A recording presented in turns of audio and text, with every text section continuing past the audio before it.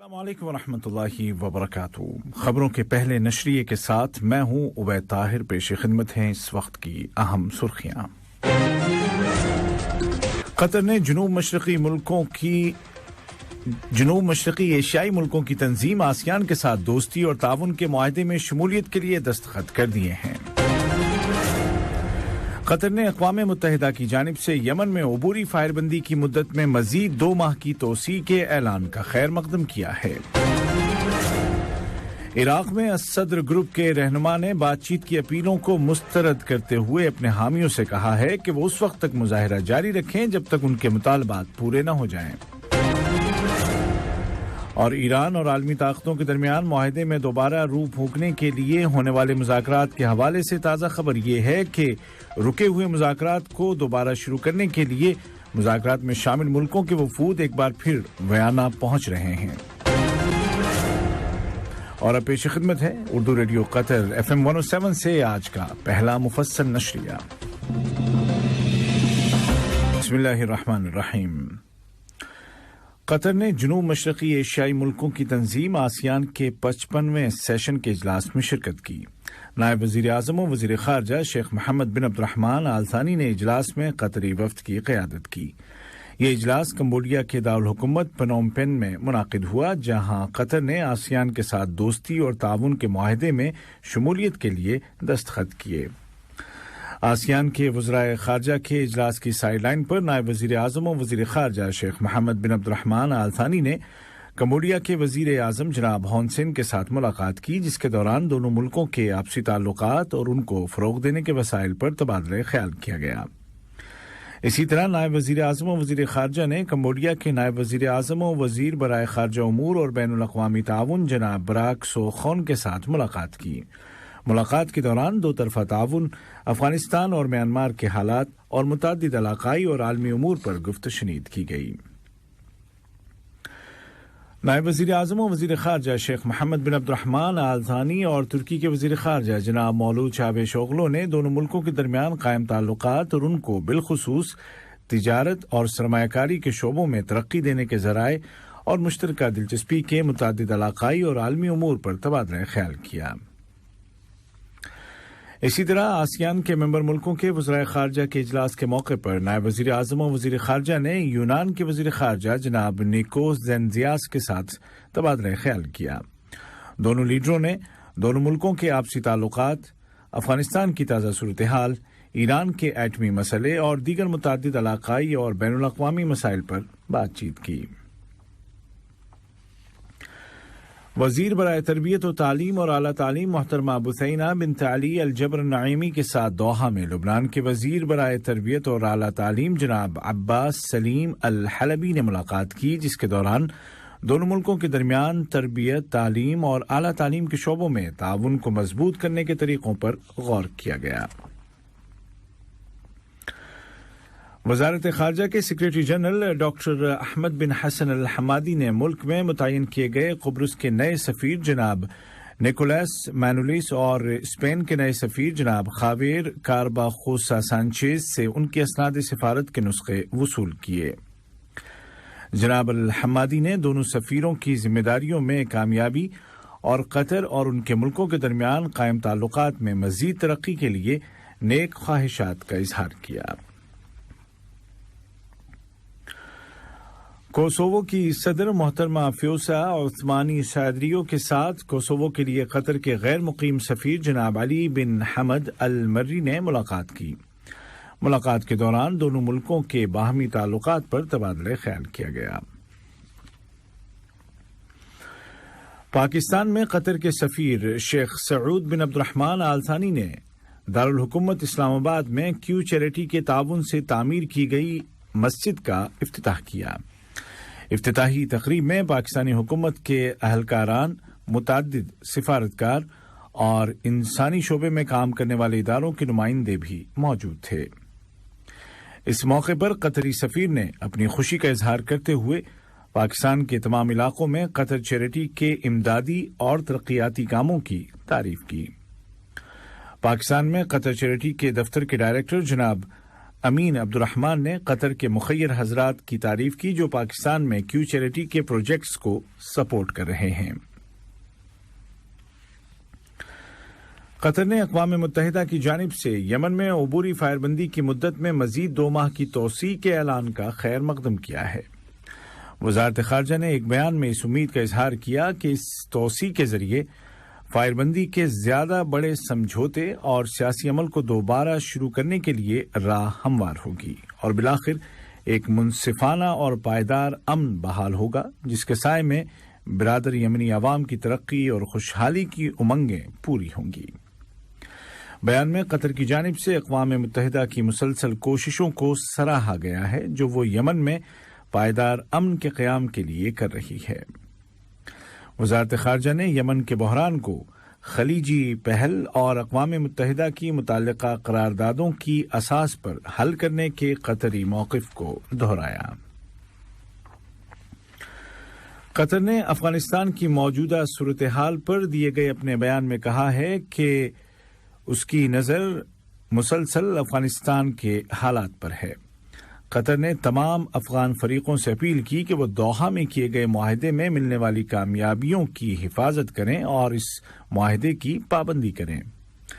اس معاہدے کی شقوں میں ایک یہ شق بھی شامل ہے کہ افغانستان شدت پسند اور دہشت گرد تنظیموں اور افراد کی پناہ گاہ نہیں بنے گا۔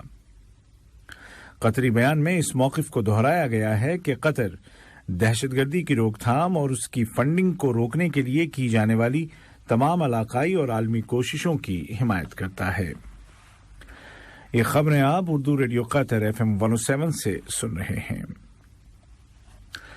قطر میڈیا کارپوریشن QMC نے ٹیلی ویژن میں کام کرنے کے خواہش مند قطری مردوں اور خواتین کے لیے ایک تعارفی ملاقات کا اہتمام کیا۔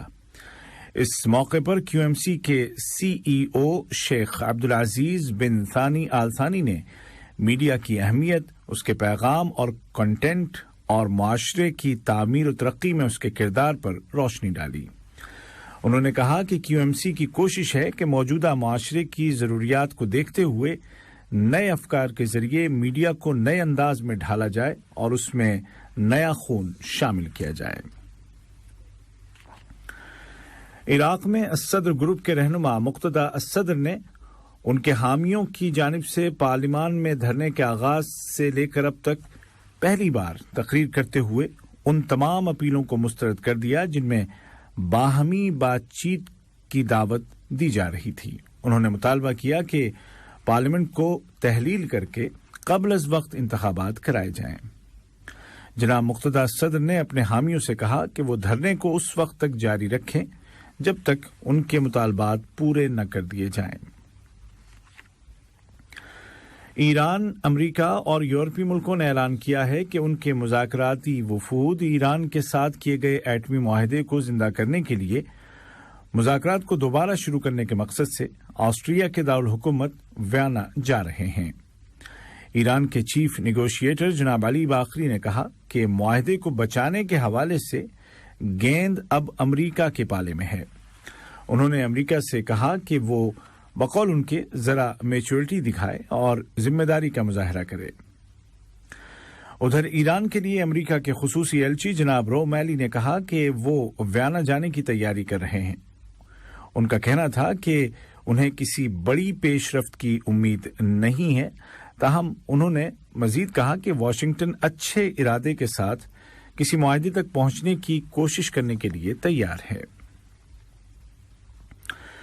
یوکرین کے وزیر خارجہ جناب دمیترو کولیبا نے کہا ہے کہ مزید بحری جہاز یوکرینی اناج لے کر متفقہ ٹائم ٹیبل کے مطابق بندرگاہوں پر تیار کھڑے ہیں۔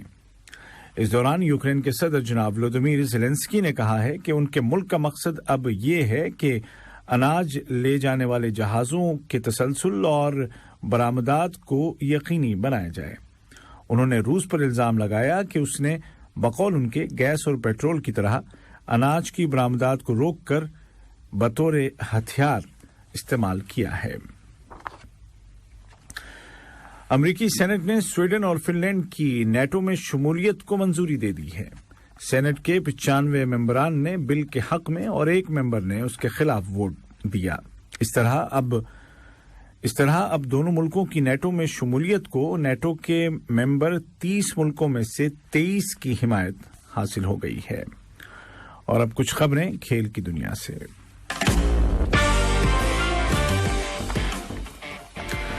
قطر کی وزارت انصاف نے اعلان کیا ہے کہ فیفا کی انٹلیکچوئل پراپرٹی رائٹس کی خلاف ورزی کرنے والوں کے خلاف سن 2021 کے قانون نمبر 10 کے تحت کارروائی کی جائے گی۔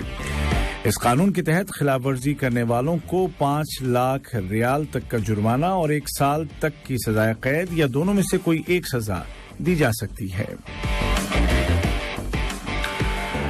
پاکستان کے 24 سالہ ویٹ لفٹر محمد نوح دستگیر بٹ نے برطانیہ کے شہر برمنگم میں جاری دولت مشترکہ یا کامن ویلتھ گیمز میں ملک کے لیے پہلا گولڈ میڈل حاصل کر لیا ہے۔ نوح نے 109 کلو گرام سے زیادہ وزن کے ویٹ لفٹرز کے مقابلے میں مجموعی طور پر 405 کلو گرام وزن اٹھا کر نہ صرف گولڈ میڈل جیتا بلکہ کامن ویلتھ گیمز کا نیا ریکارڈ بھی قائم کر دیا۔ آج کا پہلا نشریہ ختم ہونے سے قبل اس وقت کی اہم سرخیاں ایک مرتبہ پھر سن لیجیے۔ قطر نے جنوب مشرقی ایشیائی ملکوں کی تنظیم آسیان کے ساتھ دوستی اور تعاون کے معاہدے میں شمولیت کے لیے دستخط کر دیے ہیں۔ قطر نے اقوام متحدہ کی جانب سے یمن میں عبوری فائر بندی کی مدت میں مزید 2 ماہ کی توسیع کے اعلان کا خیر مقدم کیا ہے۔ عراق میں الصدر گروپ کے رہنما نے بات چیت کی اپیلوں کو مسترد کرتے ہوئے اپنے حامیوں سے کہا ہے کہ وہ اس وقت تک دھرنا جاری رکھیں جب تک ان کے مطالبات پورے نہ ہو جائیں۔ ایران اور عالمی طاقتوں کے درمیان معاہدے میں دوبارہ روح پھونکنے کے لیے ہونے والے مذاکرات کے حوالے سے تازہ خبر یہ ہے کہ رکے ہوئے ان مذاکرات کو دوبارہ شروع کرنے کے لیے مذاکرات میں شامل ملکوں کے وفود ایک بار پھر ویانا پہنچ رہے ہیں۔ اردو ریڈیو قطر FM 107 سے آج کا پہلا مفصل نشریہ اپنے اختتام کو پہنچا۔ عبید طاہر اور تکنیکی معاون ندیم انصاری اور انتخاب عالم کو اجازت دیجیے۔ خدا حافظ۔ ہمارا دوسرا بلیٹن شام 7:30 بجے پیش کیا جائے گا۔ سنتے رہیے FM 107۔ السلام علیکم دوستو، میں ہوں شیخ نور۔ آپ دیکھ رہے تھے قطر نیوز ٹوڈے۔ مجھے امید ہے کہ یہ ویڈیو آپ کو انفارمیٹک لگی ہوگی۔